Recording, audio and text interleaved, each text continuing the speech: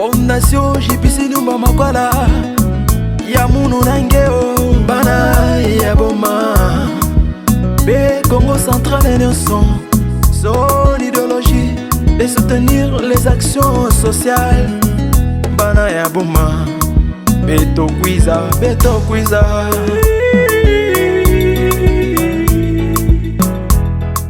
Voilà, fidèles téléspectateurs de la Santé Radio Télévision, on a vu ces aliments qui ont se présenté. Nathan Oyo Liboso, il y a la télévision, la bino Bozo Landabiso, il y a Bino Ndeko, moi la bino comme d'habitude, Paul Mayola et PM pour les intimes. Alors, on a mingi, il y a coupé sa émission Autopé Espace Oyo, que bengi yango na kombo ya Lisolo na Gypsy. Bien que tozala na ndeko Gypsy, Nyumba Makwala, tozabongo na kati ya esika oyo ezali kosangisa ba commune libale, commune ya Kalamu, pe na commune ya Kabondo. C'est l'espace ya Beke, benga Beke et aussi Nzimak. Parce que Nzimak les années esika oyo tozali. Tolobi bongo matondi na biso ndeko Don Pemba 10 ya Maele wazali na sima bitalatala zu permettre que bozwa ba mange nenga kitoko soin. Tolobi be lisusu bongo matondi na biso ndeko Tragédie Basabidi wazali moko ya DP na kati ya Santé Radio Télévision. Émission na bino Lisolo na Gypsy tokobanda kosala ngo sur terrain. Tokozala na terrain pour na kopalper ba réalité pour ezali ko faire souffrir population ou ezali état des besoins ya population. Tokoyeba na susu kozonga bongo na yamba invité na ngai.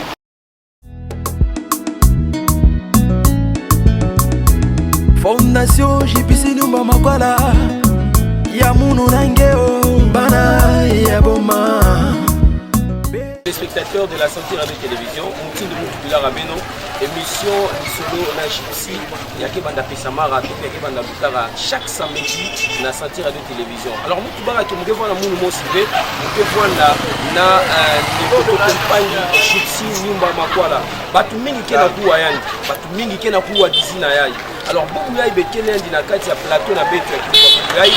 Petition na za batu pesa ninga, samba se présenter. Na baina ya kaka baza bandi veto mbala ntete na kumona yandi babaka vraiment dilwa kuini ya kusaba nani kele Gypsy Nyumba Makwala. Mbote pandi. Et qui s'est présenté na ba mpandi na Rolanda beto nani deina Gypsy Nyumba Makwala. Voilà, mais vous la tondo na Kivu ya mbote limita tuka ozemunu olivusa munu nani mukele muke sina mwa ete Gypsy Nyumba Makwala muke mwana boma me butupila na boma me yonzuka na boma etanga ba classe ya munu école primaire na Iben ex-colonie diplôme baka ya na institut wa banu en dehors il y a des étudiants qui sont à Kinshasa et Lubumbashi.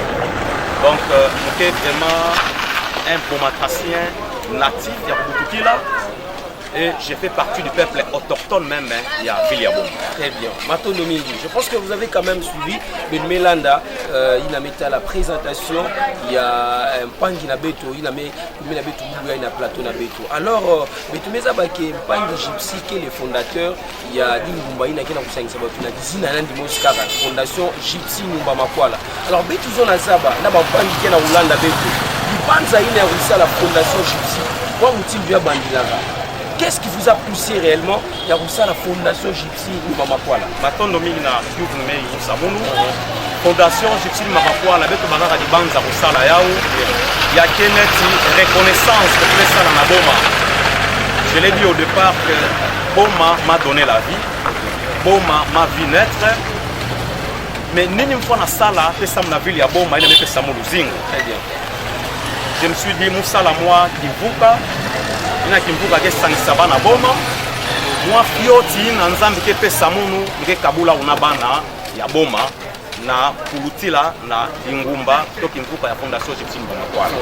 Donc les banza ke kwandi pour exprimer reconnaissance na ville ya boma usangisa bana boma et puis kupesa sana mabanza ya mbote samu ville ya beto ya kwenda na ntwala mubanza na metala kukwenda na ntwala ya boala beto aboma to ville beto aboma ya kaka diambo ya maire de la ville ya kaka diambo ya le 3 bourgmestre v Konso mutu na ina lenda sala na kitezo nandi alenda pe sala mwa kimata fioti samu ville ya beto aboma mais sangisa beto nyonso boma ke ville mosi cosmopolitaine beto na bakongo aboma beto na bayombe beto na banianga beto na baneke tubak bayina ke na este bake awa bangala kele boma ya ke ville mosi hospitalière alors beto nyonso beto ya kusangana na kati ya kimbuka chipsini ba makwala pesa sana mabanza mais aussi kana mutuke na saku alike na besoin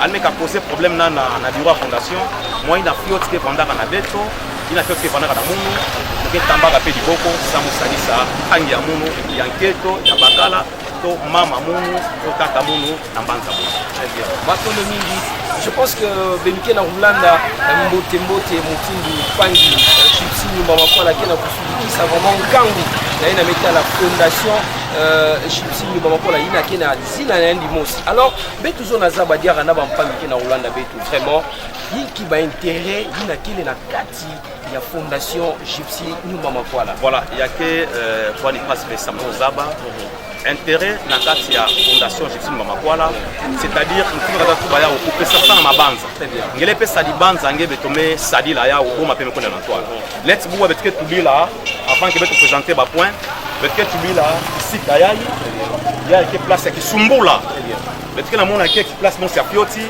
mutulenda loi la place yayi mutulenda kufu pe place yayi muzola avait dit tant que gérer c'est prévenir Muzola avec l'air isumbula ke kuma boss de fondation banaso sabambongo beto aluta na ba télévision saba mona ke Gypsy ke kabulata c'est alors que mko na pesa mbongo na hôpital sababu la maboko non je pense que beto lenda tuba beto na sala makelele ya ke ina beto ke tuba ya ke tani na nkamo le beto ke ibaka ina beto ke tuba beto ke sonika pe tonda bika mukanda beto na mairie parce que ke salo beto ina mwa fioti na na beto akutuba beto ke tuba et puis avant beto katukawa beto ke sala mwa basignon au point que attaque automobile ke tama yavona na iti mvula yavona attaque yezi la élevé c'est-à-dire dans les lumières qui élevée mutulenda mona déjà na tama ke place na disimbula ke vana sans beto ko kaputani na luzingo ya nkango donc Gypsy fondation Gypsy Mamakwala ya ke kata pe sana ko dépenser mbongo bien beto vingila mutukubu na pasi l'air en quel wala amekukwa boss beto na sosa mbongo a cercueil beto luta na télévision ça va mona ke beto ndeke na mbongo non on peut passer un message il n'a que sadi ça nkango je pense que avant beto kwenda tama beto kuza avait ça na kufinga bafumu wao très bien surtout ça beto kuza avait ça na kufinga bafumu momo simke membre ya union sacrée mais bandate kupesa papa dokotolo gibandu mbote nandi yandi na ken kulutu fumu na kisunga beto ya Congo central très bien mais pesa mbote na papa Senghor maire de la ville je pense que Tramaming va en cas pour inviter beto pendant le 17 janvier et je voudrais lui exprimer ma reconnaissance d'avoir pensé à ma modeste personne en fait ça beto invitation en denga beto ça beto pour participer la messe dans la cathédrale en mémoire il y a le 2 vaillants héros au nom de Emery Patrice Lumumba, c'était 62e anniversaire, aussi 22e anniversaire pour Mzee Laurent Désiré Kabila. Message mon sen pesaka muste pelana yao. Almetu ba mumuke maire de la ville ya Boma, mais ça mu Boma konda na toala ya keka kadiambo mumo sive maire de la ville. Konso mutu na kitezo nandi, konso mutu na mwa capacité nandi, konso mutu na mabanza nandi, yambo nyo sombo telinda sala sambo makonda na toala, enlenda kwa ni sala. Donc papa Senghor, moi j'aimerais pour dire papa, mais ça va que na meza ngi akisalo ngimekutana ba mambo mwa mingi, ba mambo ngimekutana mwa mingi, presque mambo nyonso ngimekutana sur la meza yake ba priorité. Ça c'est vrai, mais mon c'est fait la paix, problème il y a du boulot là, il y a prendre paix une priorité. Beto finir la paix, ba ba ka disumbula. Beto finir la paix ba ba pourquoi sans beto vous appeler ça mbongo mingi. Je pense que mais ça va que la situation mais pour dire la bonne mais que situation c'est passé mais mukelo mbalempo place que place stratégique. Il y a quelqu'un pour relier commune ya Kala mona commune ya Kabondo. Beto mekabika play les deux communes qui connaissent avec clivage. Il y a bana vanda ngebe katuka ngena voiture ngebe katuka na wenza bakwanga inchwangeke na mwinda bwezer olenge luta bani kwako ngeke bana obligé kwenda baluka tete côté central même côté central de besa ba état entier mukindo wake. Donc je pense que na moi ba émission ya peut-être que ça là mais vous pouvez être matondo na papa mairie na pesa beto bilwaku to zeke beto lukisa ba émission beto ya que ça là réveil ya conscience citoyenne Rwanda parce que quelqu'un qui a arrivé beto peut être na part responsabilité par exemple pour tout la mois ba signaux avant beto katuka beto que ça là ya beto que so ba responsable ba na boma ba ne que so la ka boma ba que ça dit ça beto moi il a fait autre que on a beto que pe sabao ba meka ko protéger place ba sumba ni la moi ata mi inti ya bien ni singa samu atange ke tramange mona ke awa ki simbola ke awa mais cela ne fait pas dire que beto na kuza beto ça beto tunga ya on a fait que ça la beto beto na ya que responsabilité ya mairie ningi beto ke monaka même atale beto qu'on a voté surtout qu'il y a que année électorale beto ke vana idée à pour voter ba député sans ba pouza tungi la beto ba pon non mais en principe il y a quelque ça là ba ouvert ba oui na ba pona ça là pour exercer pression pour ça la pression na ba fumu samu ba ou ba bandi la beto ba pouza ba tunga voilà konda na toi Mato Domingi, je pense que Benmela Ndadiara vraiment il a pas une justice maman pour la messe qui ça vraiment parce que émission il y a qui na uluta na ba fumu peke na bulanda yao pas une justice tout baki mais kuza awaze ça na kufinga mais kuza kwa ça na bukubila ça na avancement topé progressivement il y a voilà na beto il y a boma Mato Domingi alors beto zona za badiara parce que bekete na phase ya ntete na metala ba question na beto zona za ba différence parce que ma fondation qui est mingi na kitu avec la boma ya kile mingi ya kina kubutuka raka betu meraleka betu merala muka ngekwa kuna fondation X mezibuka fondation Y mezibuka alors différence ni na ma fondation ni nkaka kina kubutuka bon mubanza par rapport ya lusitu par rapport ya lukinju na mfana banda na yao na ba fondation nkaka ya kebona moi pasi mutubila ba na metala fonda ba fondation en cadre bien emenda tubila mingi fondation ya Tsinga makwala mutubaka yao na ebandelike ya kebona kimpuka ya bana boma pesa sanaka mabanza net awa beto konda na bureau beto mesala moi réunion beto ba nini beto na sala samu na kutani na ntango na place ya hii beto bakadi banza beto na kuisa awa beto tuba kwa moi beto sala moi makelele et makelele moi positif des bruits positifs de manière à sensibiliser d'abord beto nkangu beto keba lenga tambula na pipa ngeme kunwa moi mosi il faut faire très attention beto ke entre beke na nzimaki donc na katoka na wenza bakwanga avant kukuma na munda bwezer place keba place ngena mona ba place mosquito le beto bana bana fioti injo mosi anene vondaka wa ya vona neti dépôt beto ba kuza bulaka même kicker le jeu de kicker beto banda kuza bulaka awa jeina njila mosi la bakamion to bana kotaka partir awa bakamion neti ya kubaka zielo tonto to bana kotaka awa yamekwenda tina prolongement kipoto yamebaka zielo puis yamekwenda ba place na chantier kel ya banda place mosi ya kitoko yala sala beto passe beto na tala ke beto me butula na boma beto me yontula na boma attaque par rapport à ba éthique supérieure beto bimara fioti na boma mais le beto me vuto tout le monde ke boma c'est comme si me vuto ka fioti na manima c'est ainsi que meto ba ke papa Senghor anke na charge ça c'est vrai na mezala me kuta na mambo mingi mais nous voulons quand même qu'il puisse être décollé parce que tama mingi veut on va parler de 100 jours de papa Senghor parce que tout là de 100 jours il y a maire le nouveau maire beto zola surtout que certains membres en tant que membres de l'Union Sacrée Netimunu, beto ça ba ke kisalu na beto ke sala ya ondeke pesa louve ya ondeke pesa ngolo ya ondeke pesa di loi pour na bana boma sans beto pesa deuxième mandat na président de la République Fati mais beto me ka sala ki sala malonga ve je pense que vanda pasi samu nkangu beto convaincre facilement nkangu sans ba pesa deuxième mandat na président ya una muzula atako kangu ke pasi bon ke na mona na pe mais muzola vraiment de temps en temps papa Senghor anbanda sala ba descente musepela kabilu mulutaka mukuwa bate an kwenda na commune ya Kabondo musepela anda la sala ba descendre andi zaba mambo mutindo na lutila na boma andi zaba place ba pasikele andi zaba dilu ba na boma. Je pense qu'il y a que permettre andi orienter objectivement actionnant en tant que la première autorité ou encore le premier citoyen de la ville. Très bien. Alors président Gypsy Nimbamakwala bisika ebe tutele bampangi metuba batumili kena kuza kwa bamera kuiza bagena kutuba mais bagena kusala ki ya mosive alors que population quel est le danger permanent kena kuzinga na bao.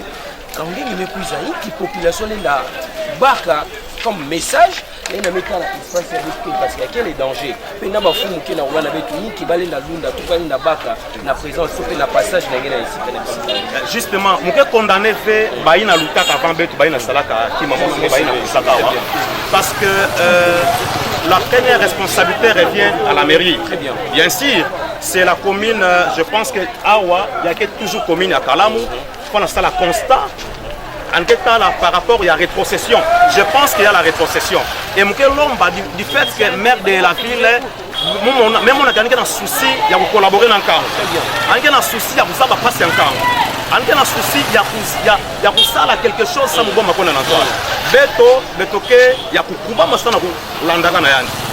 on a fait que rétrocession parce que dans la rétrocession qui est élevée, il y a des gens qui passent ça on réaliser du salon pour la salle à Boma. Dans la rétrocession que vous en avez, que tu bilandi, beto fait un temps, beto zaba, sans beto landaga na yandi. Que ça n'a pas makelele. Il y a un niveau provincial, un niveau matériel, que ça makelele. Il y a un niveau national, que ça makelele parce que dans la rétrocession qui est élevée. Mais ça va ville mingi qui a bénéficié de la rétrocession. Très bien. Lubumbashi.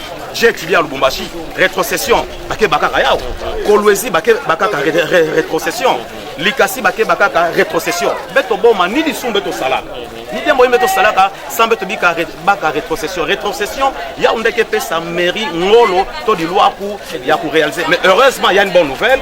J'ai appris que même avant que Madame le maire sortant en Libima, c'est comme si Dokoto Loki Bandou Bandara déjà pour faire sa rétrocession. Et coup de chapeau dans l'autorité provinciale et il y a quelqu'un qui m'a dit il y a Salamou qui m'a dit il y a Salamou Mbote, il m'a dit qu'il y a Yangadala, mais tout la retard bika Rwanda, rétrocession Rwanda régulière, Samu, il y a Sadi ça, Boma fait prendre l'entour, la Boma décoller neti, ma fille. Très bien. Matondo Mingi, benite la Rwanda Beto, na Dinalo, benite la Rwanda Beto. Na commune ya Kalamu, commune ya Chabondo, commune ya Nzadi, benike na Rwanda beto partout, na ville portée sur Kaboma et pourquoi pas aussi en dehors, il y a ville ya Boma, il y a quelle émission na Beno, Lisolo na Gypsy. Alors, betike quoi na deuxième phase, il y a émission na Beto, ça m'a retrouvé la pédiara parce que pas Gypsy qui est aussi leader d'opinion, en betike na la mettre à l'enrôlement. Que tu bila ina mettre à l'enrôlement la vie na betu aboma parce que tibulu be kena kuwa ke betu ko kisata siège motivé ça mon kangu kena kuzona veut kona na kubara ba carte d'électeur pangi Gypsy ndeke le comme leader d'opinion yekingele na tuba na nkangu ya boma kena kulanda betu na ina mettre à la mambu ya enrôlement Mobanza betoke en pleine année électorale oui. Élection ya ondeki sadi sa boma konda voilà c'est que ça beto louve beto kona ba fumu ba ina fona wadi sa boma et puis ba provi abeko mais yina ke sadi sa beto ya kubaka baou beto meka upesa ba siège mingi na boma très bien c'est-à-dire enrôlement beto na 28 centres place enrôlement qui na salama yina mkelo manaba na boma avant que kwenda kusanrôler yuvu sabavua ya centre na kanake bikana na boma ou bien kanake kwendaka na compte ya boma bungu c'est-à-dire na Mwanda mais ça la beto kia di mingi mais place ne beto me découvrir que batu mingi sur la boma et parmi batu na sur la boma fait entre autres ya ke bana ya boma ba ina kina singa na boma ça mon mois 2000 francs ça mon 1000 francs ça mon na mois J na c'est ignorance ba mendi makuye pour la boma ça va prendre pour s'enrôler place en cas. La conséquence c'est mingi. La première conséquence elle est sociale mais aussi politique. C'est-à-dire l'un n'a pas s'enrôler place en caca. Il y a sa chance dans les leaders d'opinion, les leaders politiques à Puna, va rafler le siège ya boma. Mais beto boma moi beto boma siège mingi. Il y a que vendre passi na mambo beto ba passer beto boma, ça beto baka ba prof ba ina fona na tubila boma. Et puis je m'excuse, mon prophète de malheur ve, mon souhaité ve. Babi sumbula ke vwandaka, ngeme ka kwenda place ngeme sala kisumbula. Mon souhaité ve ngeme kufwa.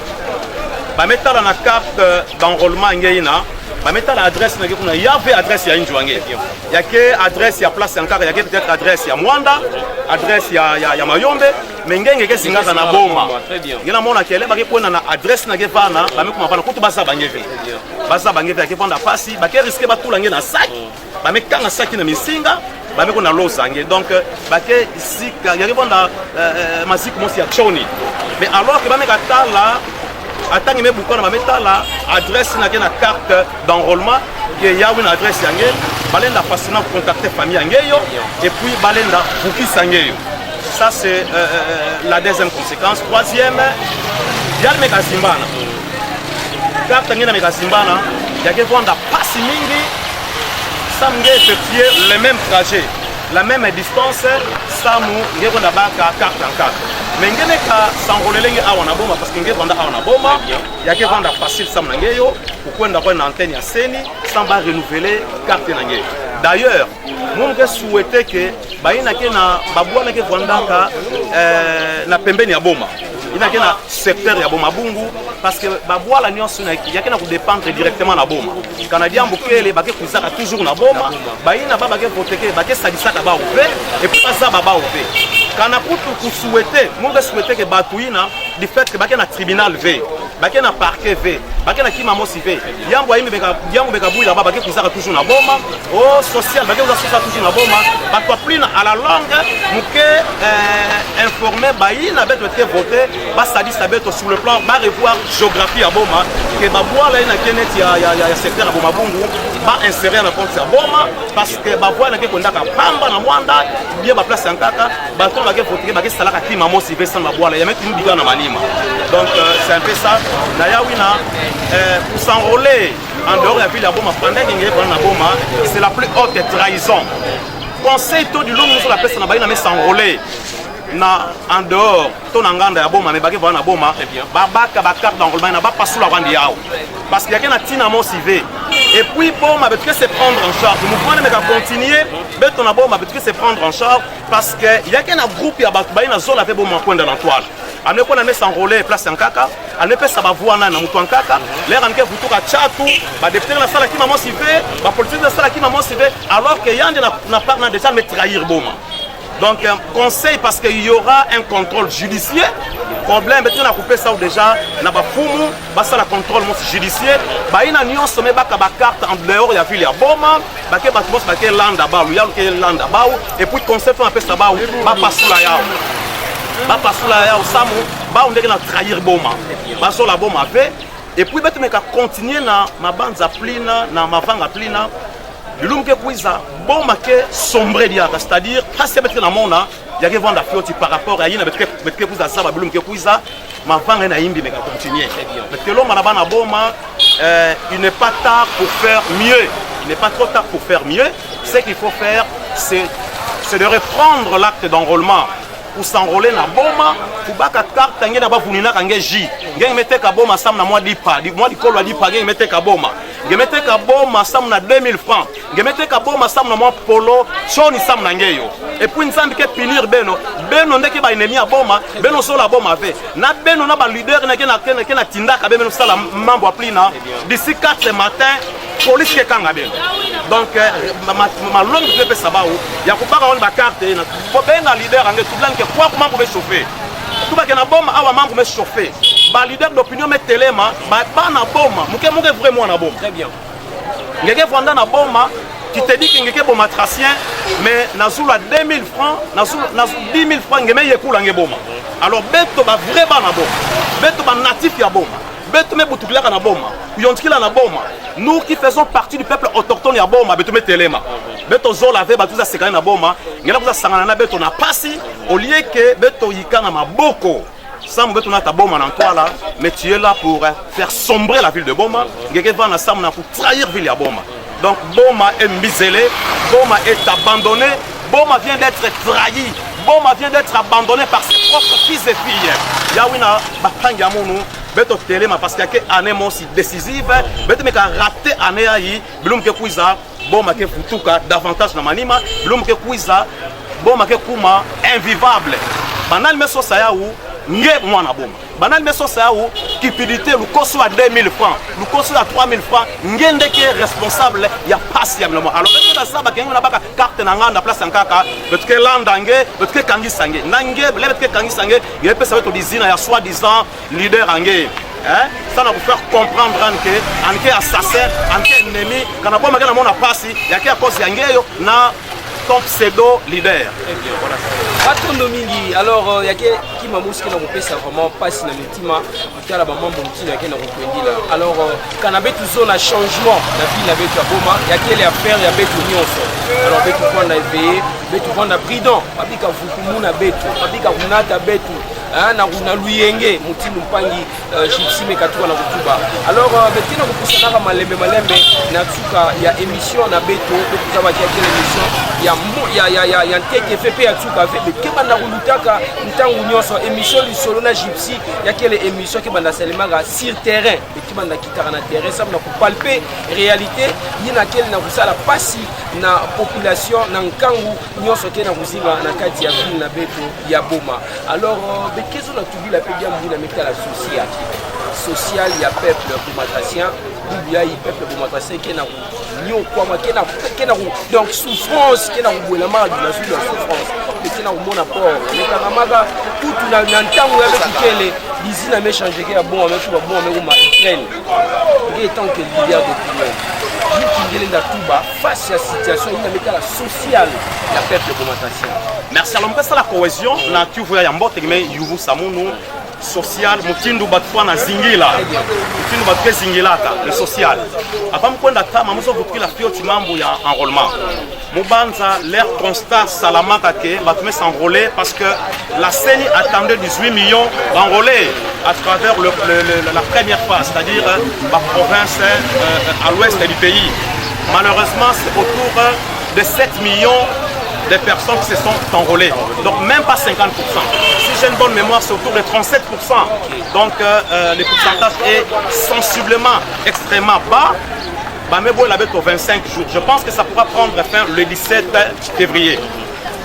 Parce que peut-être tout la social. Il y a nous la tout bana bapangi amun, ba mama munu, beno batata munu, bapangi amun la banquette on a bakala. Bilumbu ba meboela ya ke mingi mais ya ke mingi ve. Dans ce sens que ba mingi ke vingila kaka kilumbu atuka. Ngina tuka me kwenda ngiko na sangole ambe vingila le 17 février. Ngé vingila kilumbu atuka, ngeke mona pe kilumbu ngo peut-être contre tamos plaqué ça là, ça ngeli ka sangole. Kwenda déjà kubaka mukanda ina ke sali sange yo nge s'enrôler. Pardon, il y en a qui sali sangue facilement identifié parce que pour le moment il y a que jouer il y a carte d'identité, on a carte d'enrôlement parce qu'il y a que sali sangue nge pona ba toadisi. Ba ina ke toadisi a boire la beto boma et puis ba povi. Ba ina ke changer, que vous a changé boire la boma. Alors ça c'est d'une part, d'autre part, nous allons l'ombre va prendre ya CENI parce que beto pouvoir comme le comme quoi que non. Bazo la gréver, ça fait partie du social. C'est ainsi que je voulais nous la lien justement à la ville à Boma. Je voudrais un peu faire réfléchir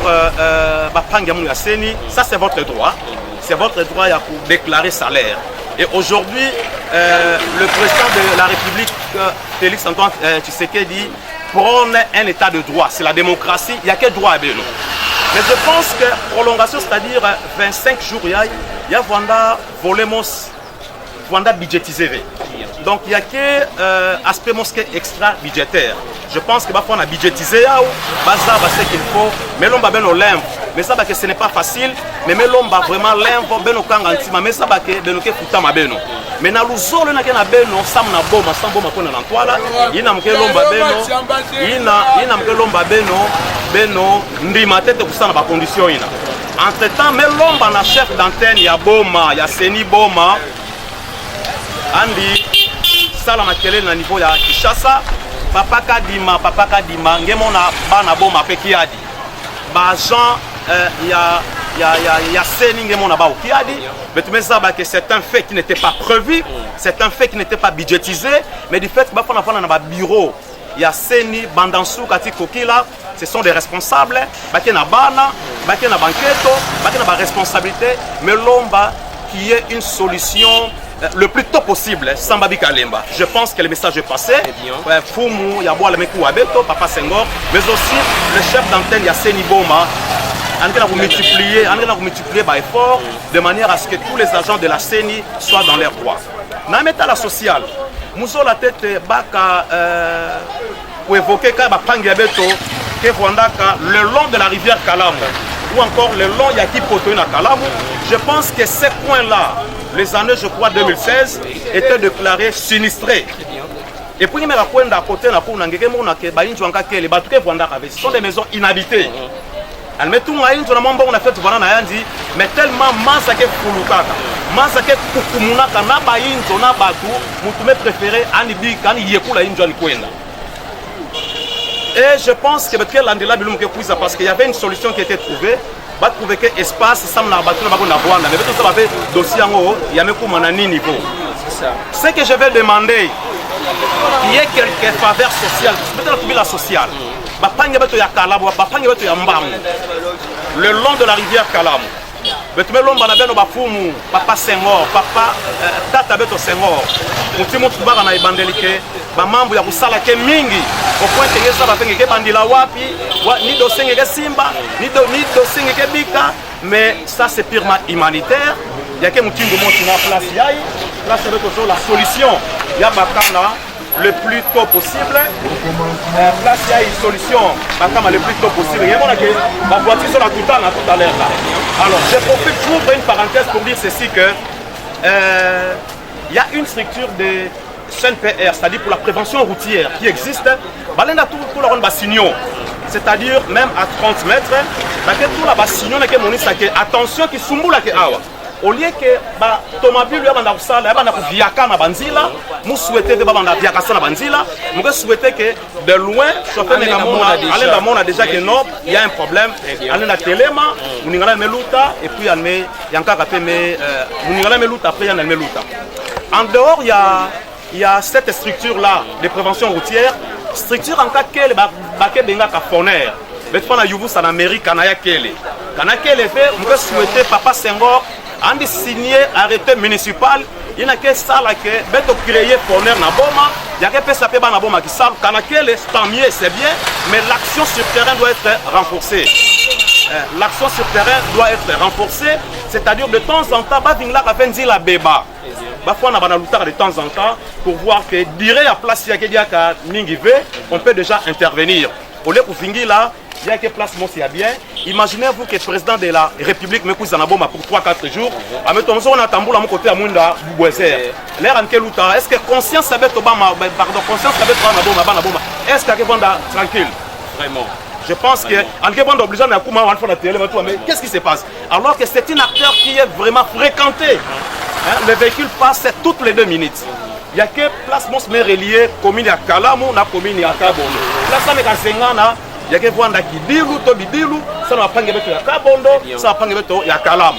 Maman avec qu'on a bilanga, ba ke lutila ka awa. Il y a que Wanda passi quand on voulait que na noka, mazake ilamawa et il y a que Wanda compliqué. Et puis pensinga pour que na ici awa. Pensinga pour que na ici awa, beto zo là vraiment que les techniciens qui t'a ça mon beto qui a dit alors je parlais sur les sinistrés.